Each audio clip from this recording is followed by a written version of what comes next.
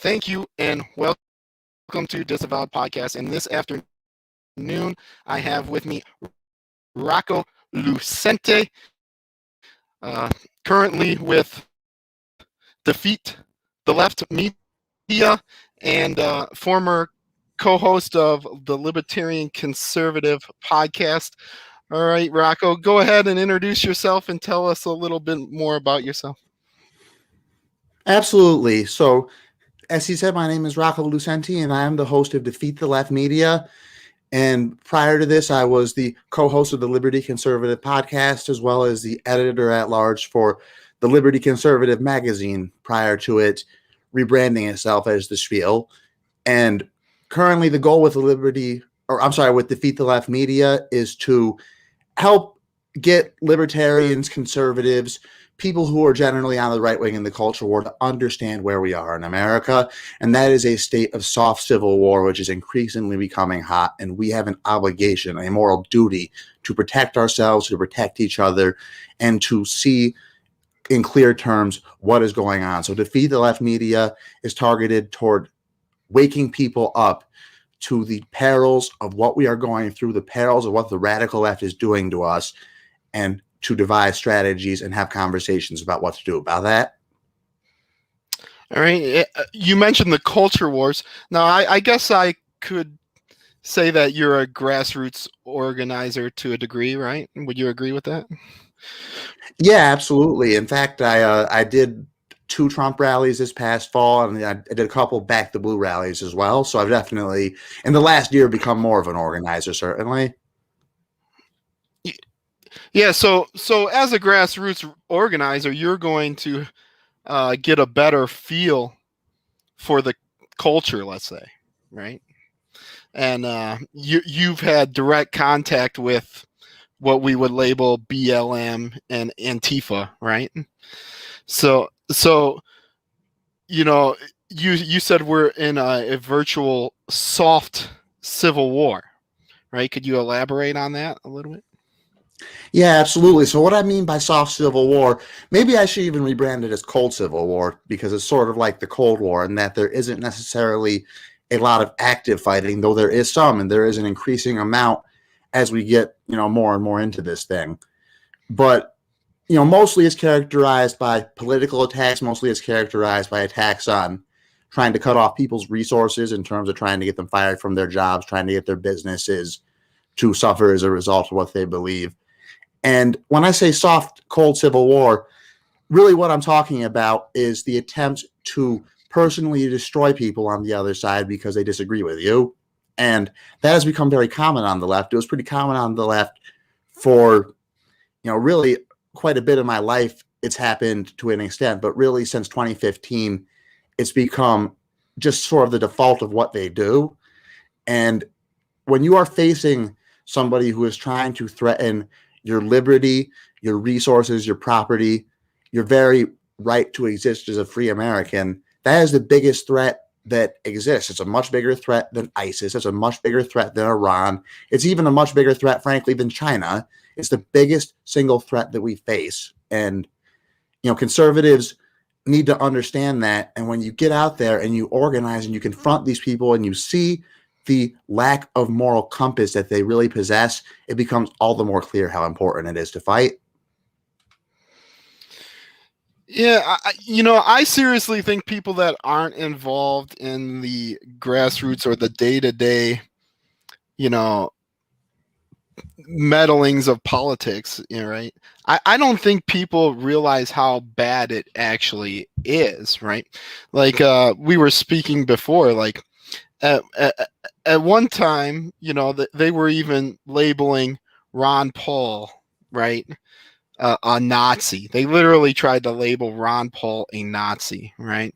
Like, as we are going down this rabbit hole, they are becoming more extreme to the point where anyone to the right of, let's say, AOC eventually will be seen as some sort of extremist, right? When she's the extremist on the left, right?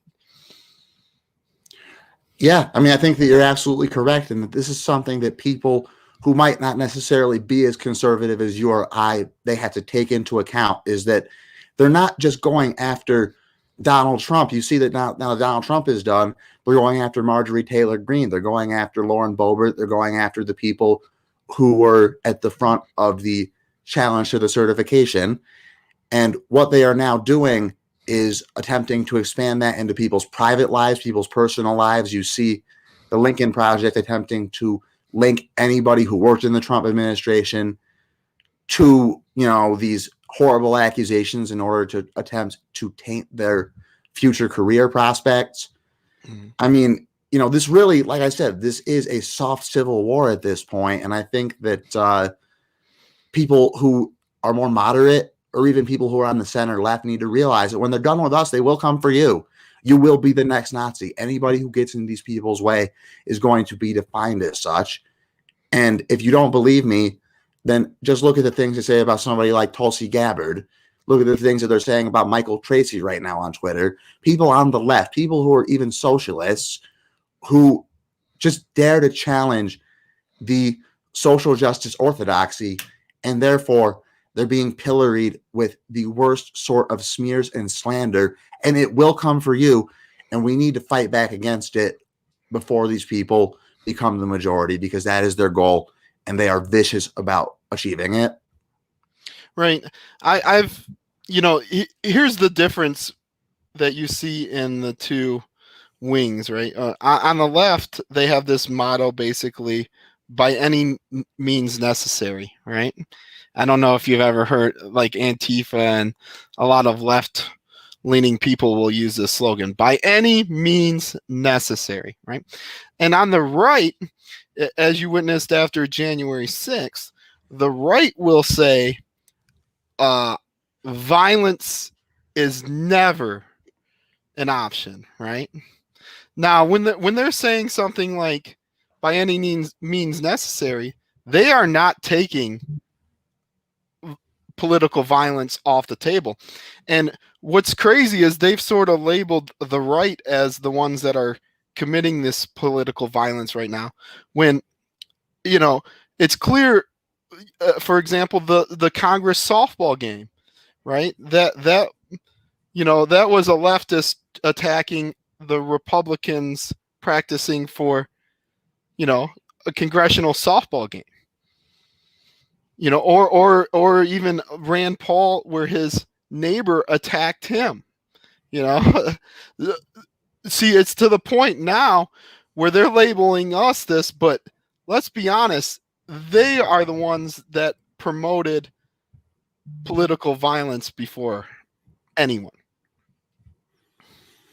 Oh, there's absolutely no question about it. You can look at the burning down of hundreds of buildings this summer during the George Floyd riots. You can look at the extent to which the mainstream media has excused Antifa violence against conservatives. Chris Cuomo saying not all protests need to be peaceful. Don Lemon saying that not all violence is equal, in terms of claiming that Antifa's violence is more morally justified. And you see this dichotomy, this rhetoric building up on the left, where they will call our words violence. And this isn't necessarily a new point, but it's worth reiterating that they will call our words violence as a pretext for responding to our completely nonviolent speech with a physically violent response. And these people have no problem with doing that. I mean, one of the rallies that I helped organize this past fall, it was a Donald Trump rally.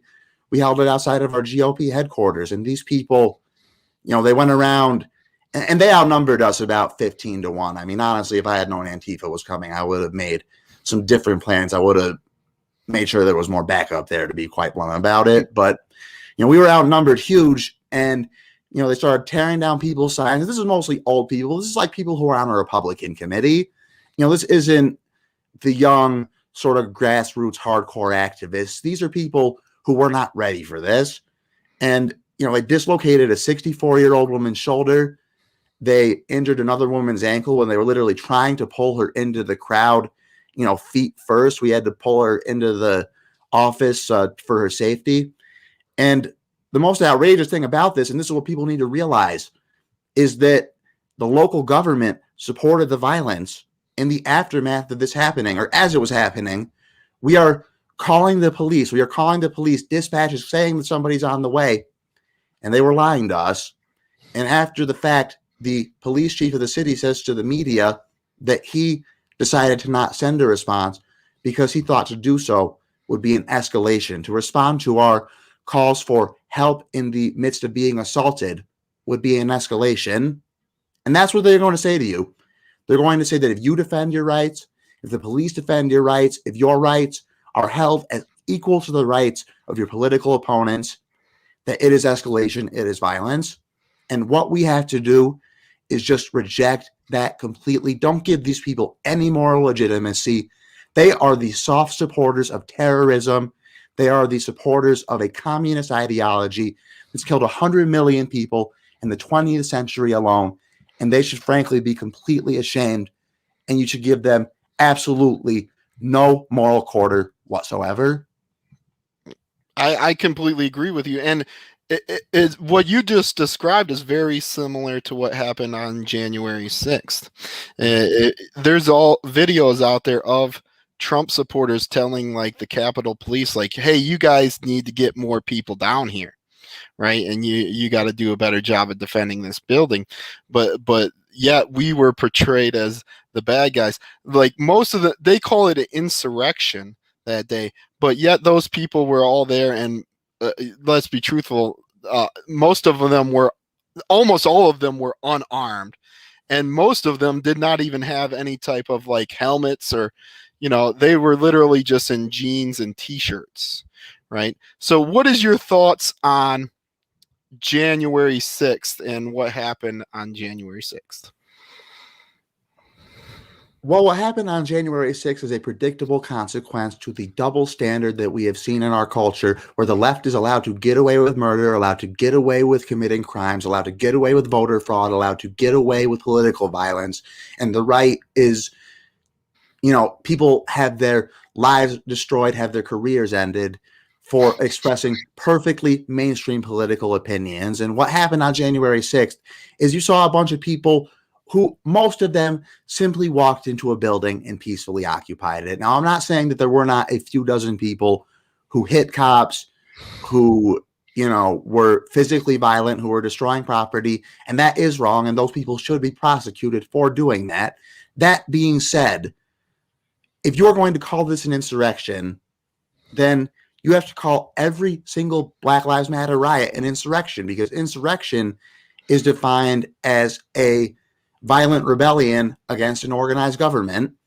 And yeah, there were a few dozen people there who were being violent, so technically you can say that it counts.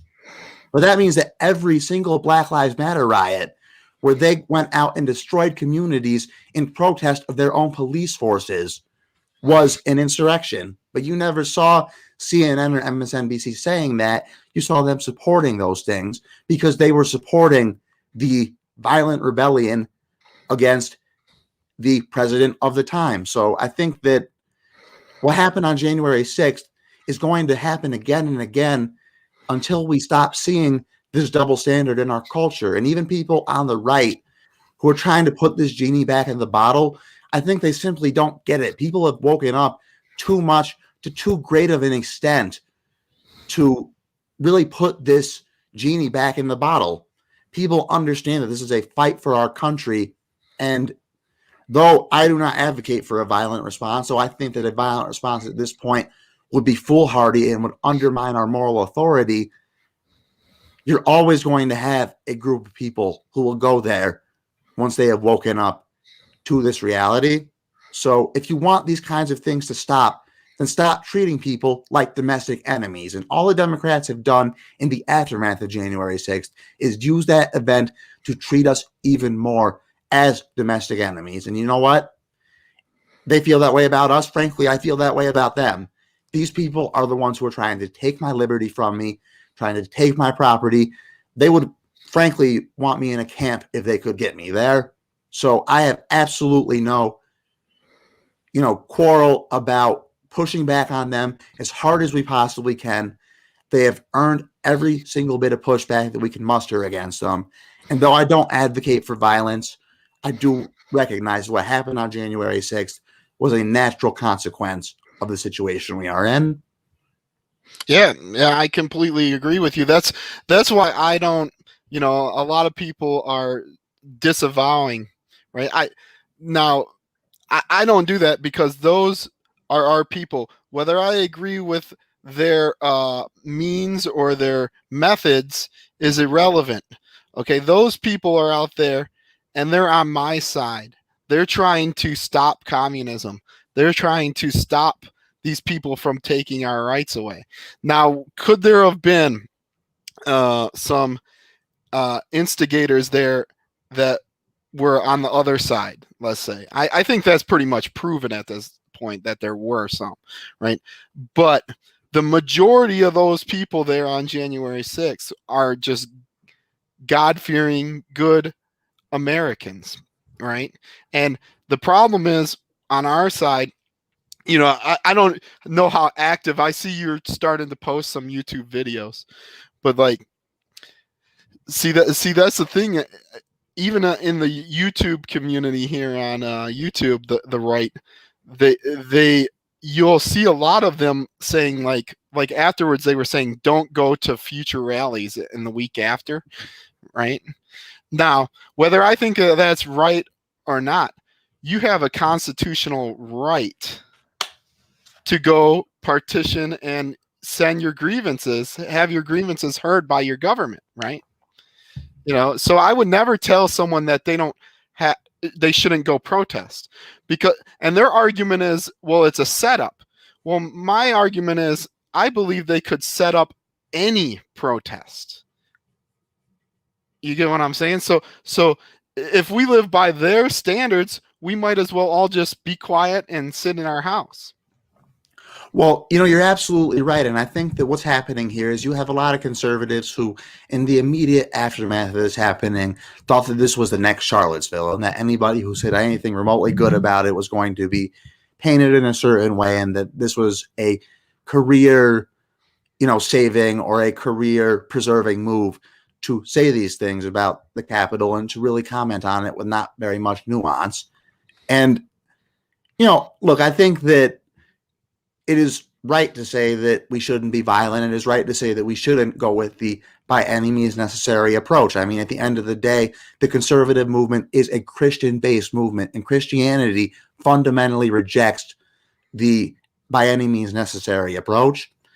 But at the same time, you have to acknowledge what got you there, why you are in the situation you are in, and what sort of steps you need to take to resolve the problem of political violence on our side, having manifested on that day.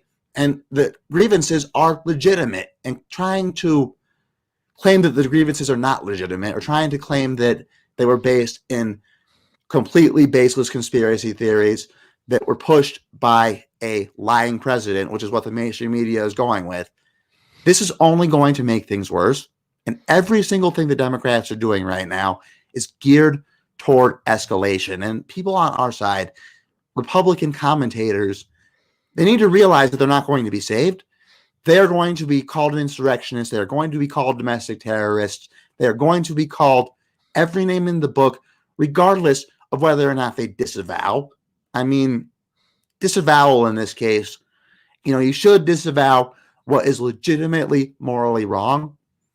But to disavow people for having been there, to disavow people for protesting, to disavow people for exercising their legitimate constitutional rights to do what is right in defense of liberty is inexcusable in my view, and a lot of conservative commentators have exposed themselves over the last month. Right.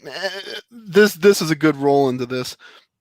I see now we can talk about Trump and whether, he's a true conservative or not. But the truth is, I believe that Trump tried to broaden the base, the tent of the party, right? By bringing in, Trump really brought in like the LGBTQ community, right? And also now there is a huge pagan wing of the Republican Party now, right? It's undeniable. I meet pagans day in and day out now in this political movement, right? Now, you've mentioned, we are a Christian conservative movement, right?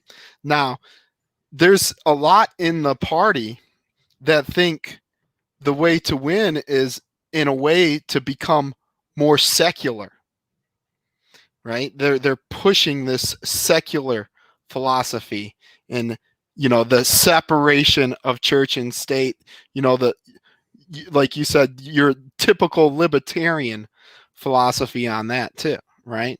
And I think that's damaging. I don't think Republicans can win by becoming more like Democrats.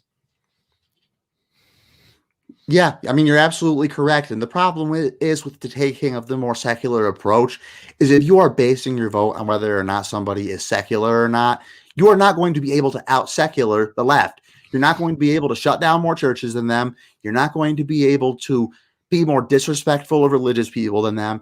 You're not going to be able to beat them on these terms. So when you try to do so, all you're doing is royally pissing off your own base and not accomplishing anything. And we saw this, with the COVID lockdown. I thought that Donald Trump's messaging around criminal justice reform really played into this dichotomy as well. We have to stop trying to out-left the left. We have to boldly proclaim what makes us conservatives, what makes us pro-liberty, and we have to run on the basis of those things, because if we don't do that, then we will lose and we'll have only ourselves to blame. Right. I was watching another show last night, right? A YouTube channel. And there was a gentleman on there. And this gentleman proclaims to be a conservative, right? And he was on here promoting universal health care, right? Right. Right. And then also promoting secularism. And I debated him on his own channel the night before, where he was just reaming Christian conservatism, right? And I'm saying, is this the new right? Right?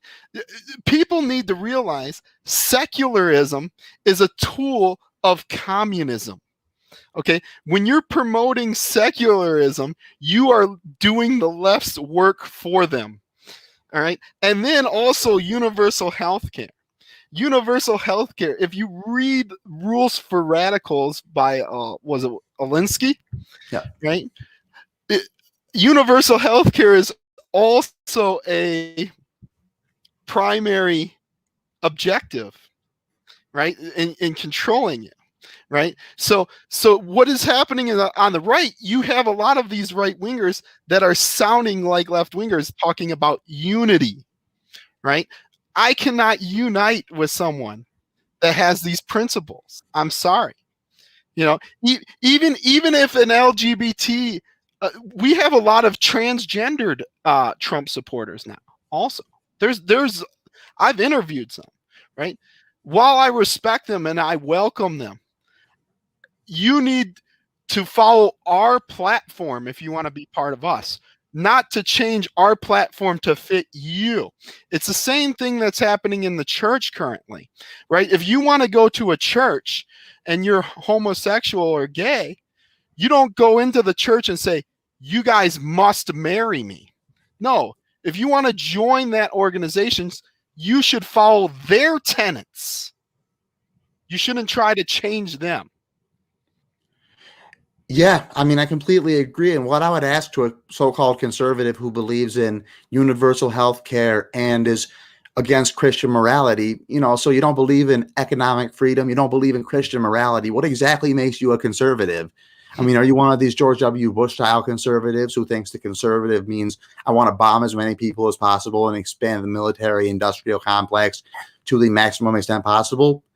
Because, I mean, if so, then frankly, you're my enemy, and I will oppose you at every single turn, and you are not a conservative. I don't even see most of these guys that I'm meeting on here as that. I see them literally as infiltrators just trying to bring us more to the left, right? I don't see them as neocons. I see them as, I believe it's a concerted effort. Right, I believe that in the left wing, Just like they infiltrated on January 6th, I think they're infiltrating the party. Yeah, no, I think that there's certainly a concerted effort to move the Overton window more to the left. And I think that there are people who are in the Republican Party who, in the aftermath of Donald Trump, are really trying to push us in that matter. And they're trying to say that, this is the only way to win, that we can, we can't talk about voter ID. We can't talk about Black Lives Matter. We can't talk about transgenderism. We can't talk about any of these very important issues because it's going to repel people away from the party. And what repels people away from the party is getting away from what made the party's base in the first place. And that is principles like economic freedom, principles like Christian morality, principles like constitutional government. These are the things that bring people to the Republican fold. And those are the things that we need to be promoting. And, when I see people who are, I guess, trying to take us in a more left-wing direction, I wonder if it's self-interested. I wonder if they believe that they are going to survive the left-wing mob if they do this, that they can be the so-called reasonable Republican who, gets the token job on the local news station so that people can see that they are so-called balanced when they're not, when they would never dare put somebody like you or I on that news station. And they're trying to, I think, essentially increase their clout. And I think that's why you find that a lot of these types of people will often be the first ones to cave to ridiculous left-wing stories. They'll be the first people to do things like call Brett Kavanaugh a rapist, to do things like call Nick Sandmann an abuser of Native Americans. They'll do whatever the left says that they have to do because, I really think that it comes down to cowardice. I really believe that. I think that they are so afraid of incurring the wrath of their political opponents, they have decided to essentially surrender everything to them. And they do it in the name of unity, right? Because it's very hard. How does someone come out and want to be against unity, right? like they label you you're such a horrible person. You're against unity. You know what I'm saying? But they don't realize with this unity, they're going to push these same things. They're going to push universal health care through the argument of unity. Okay. They're going to push universal basic income through the argument of unity. They're going to push taking away your Second Amendment through the argument of unity, right?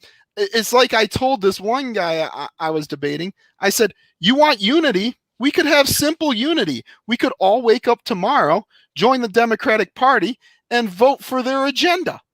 Then we would be united.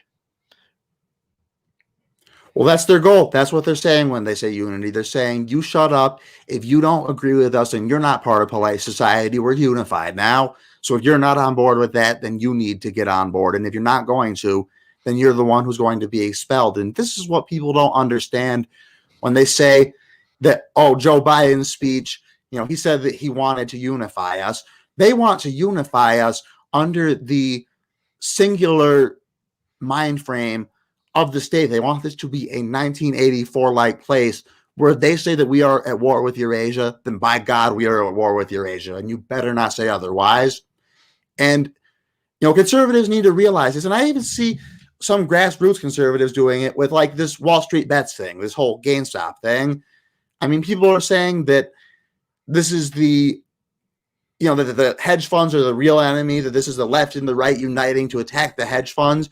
No, I'm not uniting with the left. Sorry, I'm not going to unite with the people who took away my freedom to go to a business, took away my freedom to not wear a mask, rioted through cities for months on end, called me a domestic terrorist. I'm not going to unite with these people under some vague notion that the hedge funds are the real problem. The hedge funds aren't the problem. The communists are the problem. The communists are the ones who are coming for our rights. The communists are the ones who want to destroy us. So people who are getting on board with this whole media story about Wall Street bets, it's just another example of this fake unity complex. And conservatives, they want so badly to be accepted. That's really what it is. They want so badly to be accepted. They want so badly to regain their social capital that they are willing to beat Charlie Brown with the football over and over and over again when the left does things like this, which are frankly disingenuous and which will not unite us. So I think that when it comes right down to it, we need to understand that the only way toward any real unity is to show that we have some backbone, to show that we can inflict some consequences on the other side when they do these things. And maybe at that point, they will back off and we can have a détente. But until then, any notion of unity is simply surrender. Don't kid yourselves. Yeah, I completely agree. I see it as we will weaken ourselves. We will not strengthen ourselves. See, I am very far right, right? I'm to the point where I support Christian theocracy, right? I think we should push Christian values through our laws, right? And that's how far I'm gone. I believe. Now, I get into the semantic argument with people on the right all the time. I say the Constitution has failed us. Like they're literally using the Constitution as a weapon now to take your rights away, right? Like, for example, I don't know how familiar you are when Rand Paul was running. He came out and he said he would have voted against the 64 Civil Rights Bill? 64 Civil Rights Act, yeah. Right. You remember how he backtracked even on that, even Rand, right? But he was right on that. He was right on that. Whether we like it or not, you're intruding on someone else's rights. See, that's the fine line with rights. Sometimes you can give someone so many rights that it takes from someone else's rights. For example, the baker that was getting the gay wedding cake, right? He has a right to not make a wedding cake if he so chooses, right? But they were saying he was discriminating against a protected class. So there's that fine balance. You get what I'm saying? I do. And on the topic of the Constitution, I think that what it is not necessarily that the Constitution itself is bad. It's that the way that conservatives have used it as sort of a post upon which to surrender all of our rights and just complain, essentially say, oh, well, they can't do that. They can't do that every time they do something that is unconstitutional.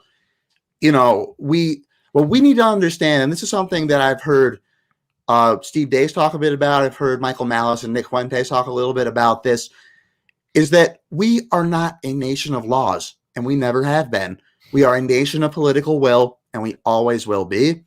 And for conservatives to try to use the Constitution, to try to use the law, to try to subvert political will that they have failed to properly galvanize on our own side, it's a failure. And it's an attempt to cover that failure with a band-aid of law, which we have shown has not worked. Because at the end of the day, what matters is human dynamics. What matters is things like, social pressure, things like community, prestige, things that people really care about in their own personal lives. They care about those things a lot more than they care about the Constitution. So conservatives should point out that these things are illegal, but we should stop relying on that fact as a pretext for not going out and enforcing our own political will.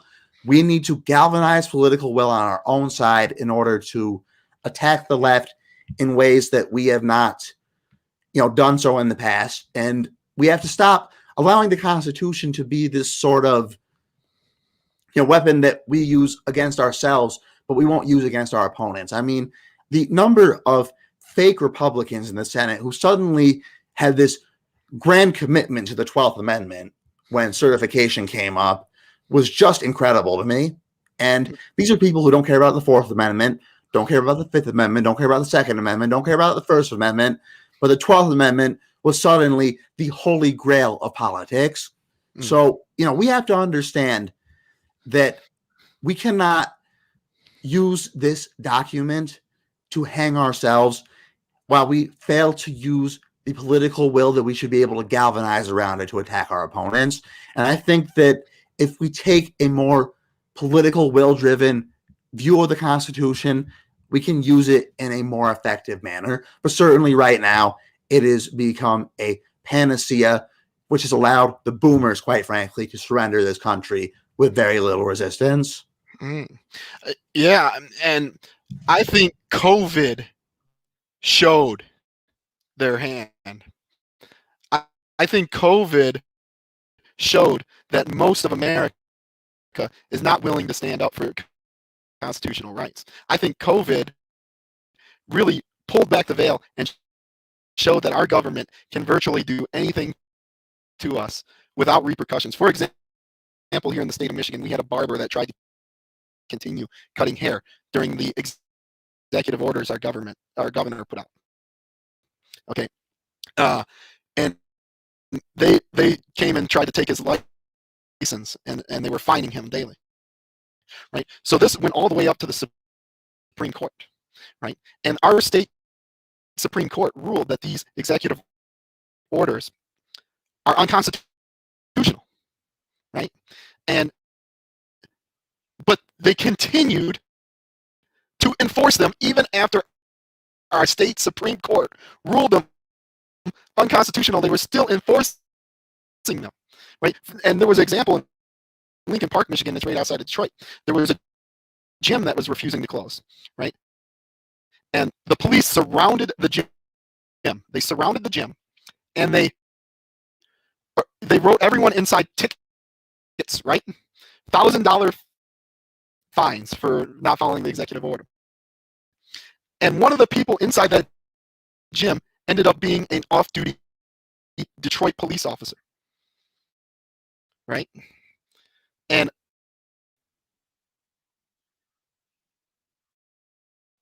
off-duty Detroit police officer, and they let him go. They let him go.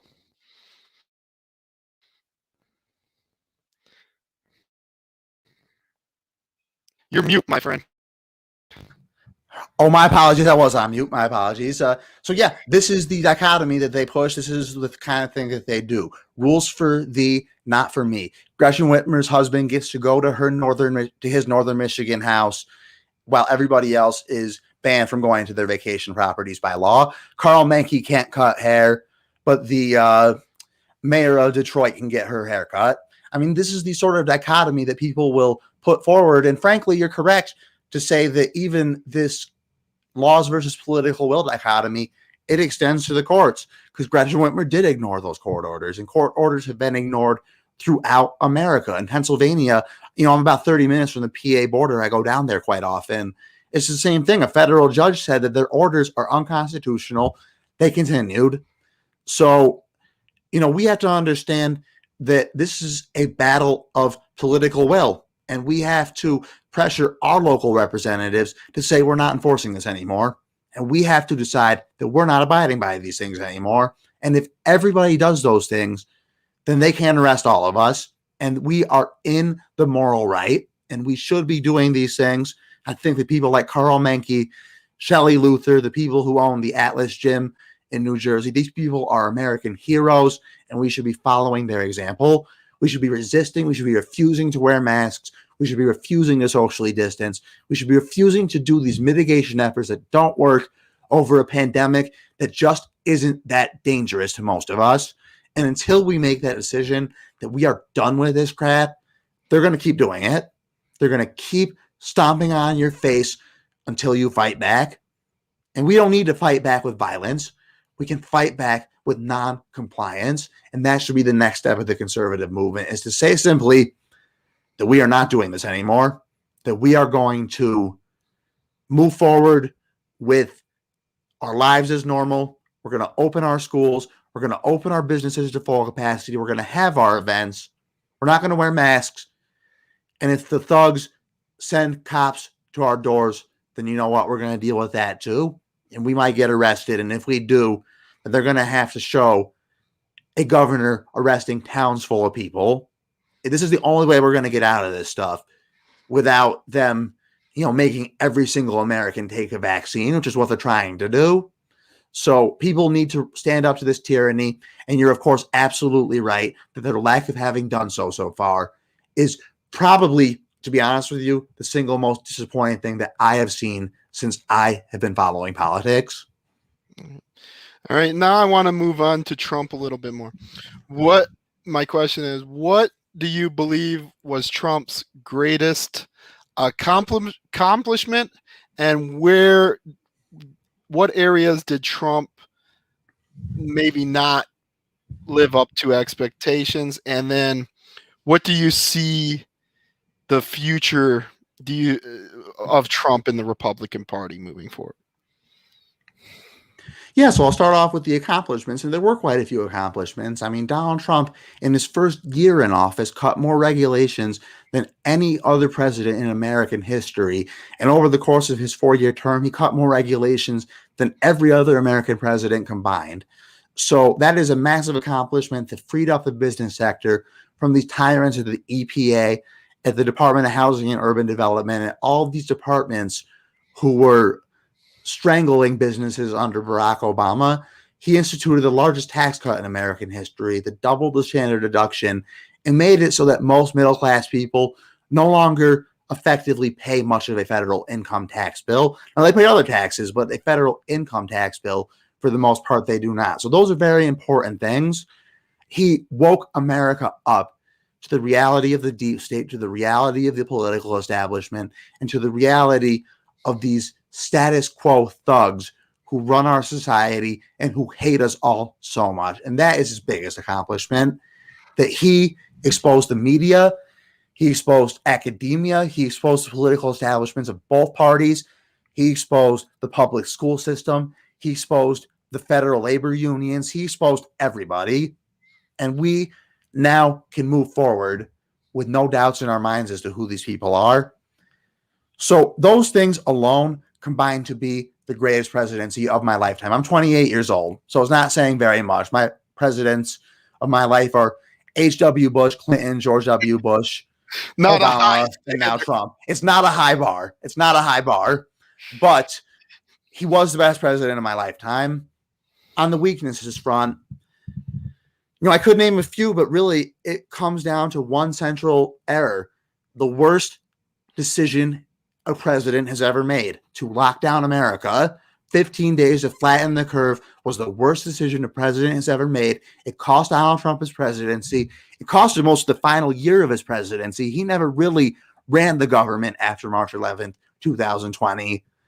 And it created a situation where his base deeply resented him. This is another situation like I was talking about with becoming more atheistic or becoming more secular. We're never going to be able to out-left the left on COVID lockdowns. We were never going to be able to close more businesses. We were never going to be able to make more mask mandates, to mandate more social distancing, because the Republican base deeply, deeply resented these things. And even when you just went to Donald Trump rallies, anytime he would say anything about the COVID response, talk about the vaccine, talk about how he saved 2 million lives, there would never be a big applause. Never. Literally not once. And that's because the core people who really love Donald Trump hated this, absolutely hated this. If you don't believe me, then take a picture of the Donald Trump rallies that happened in the spring, summer, and fall, and just look at the degree of mask wearing. And I'm not talking about the fake people behind the stage who they make wear a mask for the camera.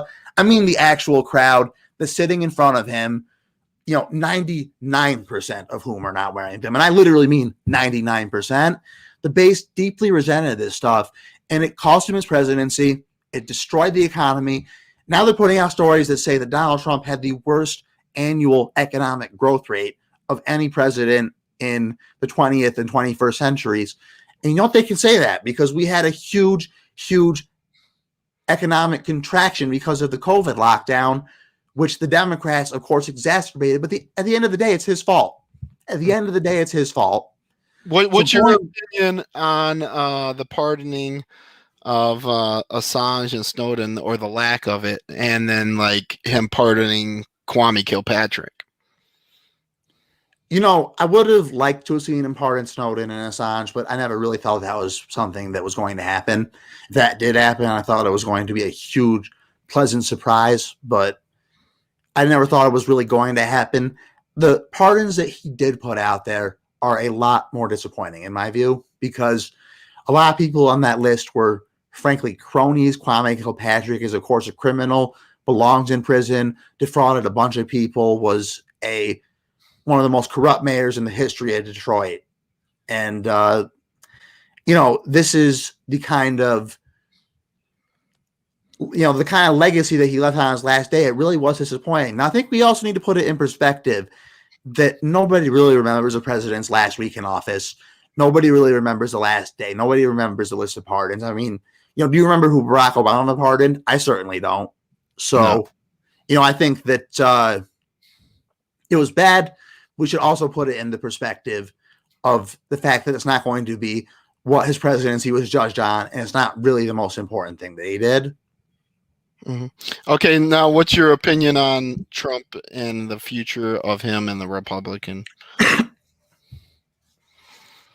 Well, I think that Trump is going to have a big future in the Republican Party, especially if he comes out during this whole impeachment sort of hoax is going on right now and does constitute a legal defense that is made up of the notion that his election fraud claims were legitimate. I think that if you'll see that on a national stage coming from his lawyers, it will grant more legitimacy to it in the eyes of the public than has been the case recently. And if his lawyers can really knock that out of the park and they really go for that approach, then I think it is going to increase his capital within the Republican Party to a massive degree. Now, if Trump doesn't run, then I think he will be a major kingmaker, and I think that he will be a difference maker in primaries all over the country, not just the 2024 presidential primary, but also Senate primaries, even some high-profile House primaries. I think that Donald Trump is going to be, let's be clear, he's the most popular figure in the Republican Party, and it's not even close. I can't even think of another figure in the GOP who is really all that popular at this point. Donald Trump is the guy. So no matter what he does, he's going to continue to be the guy. And that is a good thing for the GOP. I hope that Trump will go after the establishment. This meeting that he had with Kevin McCarthy this past weekend was a little bit disappointing in that regard. But hopefully he'll go after these people, go after Liz Cheney, go after some of these other folks. And maybe come 2024, if he doesn't run, we'll see a Ron DeSantis, a Kristi Noem, somebody who is legitimately anti-establishment, step up and take the banner. Well, breaking news. Jeff Bezos steps down as Amazon CEO. What do you think of that? Wow. Holy crap. Wow. Did you see the story break this morning where they were stealing drivers' tips? They promised their drivers a portion of the tips, and they ended up stealing them. No, I didn't hear that. Wow, that's crazy. Jeff Bezos resigned. So I guess the question is then, who's going to be the next CEO? Will they be as bad as Bezos was, or will they be even worse? I would probably put my money on worse, to be honest with you. And will Bezos continue to own properties like Washington Post? I assume he will. And will that become more what he does? Is he going to become a bigger player in Democrat politics, and is that why he's doing this? These are just my gut reactions, having just heard this right now. So, who knows what really is the reasoning? But man, that's shocking. He was the CEO of the most successful company on earth. Yeah, and he's one of the richest men on earth too. This is going to further spark the Q conspiracies that the arrests are coming. Let me ask you, I got someone in the comments, right?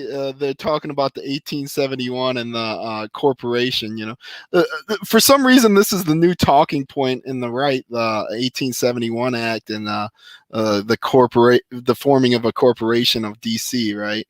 I don't get this, like how this affects us, and like, have you heard these theories? Honestly, I have not heard this. The corporation of DC, the city, or as in the federal government? Well, setting up as a district separate, right? What they might be doing here is that there's a proposal that's come out to make DC the 51st state. Correct. So that might be why this is now being, pushed by the right to say that this is an unconstitutional thing. That would just be my guess.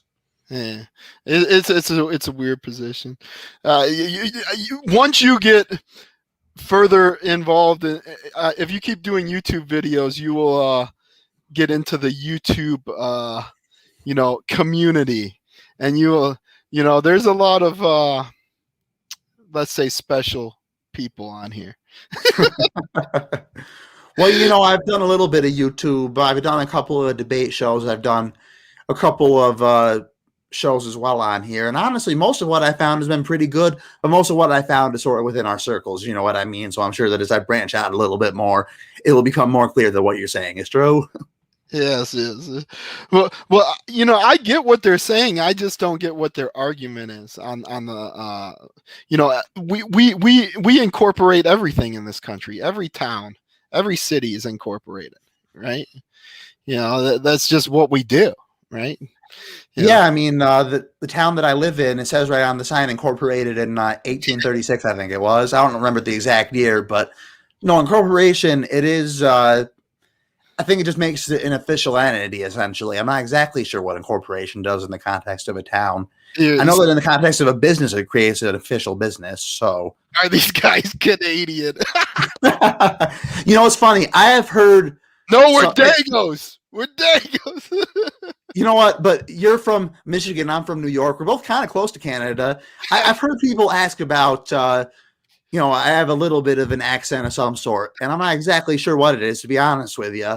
It's the first time I've ever heard Canadian, but you're not the first person to mention that I have sort of a weird drawl. Yeah. All right, we're going to wrap it up. I try to keep it under an hour. You tell everyone where you can be found and what, if anything, you got going on, and promote your YouTube channel and, give us a little outro. Absolutely. So you can find me at Defeat the Left Media on Twitter, on Facebook, or on YouTube. And it's at Defeat Left Media on both Facebook and on Twitter.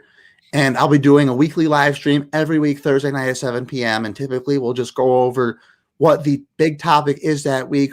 Or sometimes I'll have a large meta topic to go over. Like last week I did what went wrong with the Trump 2020 campaign.